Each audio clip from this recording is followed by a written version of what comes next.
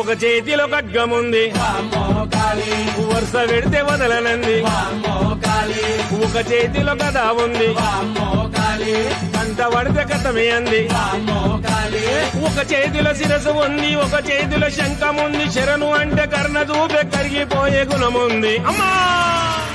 యాబాద్ కలియుగములో అమ్మా నేడు బోనాలుస్తున్నాయి మమ్ము చల్లగా చూడు యాబాద్ కలియుగములో అమ్మా నేడు బోనాలుస్తున్నాయి మమ్ము చల్లగా చూడు 10 తలల 10 చేతులతోని బుట్టిను భయంకరి కాలి ఎసురులంతు చూసిను 10 తలల 10 చేతులతోని బుట్టిను భయంకరి కాలి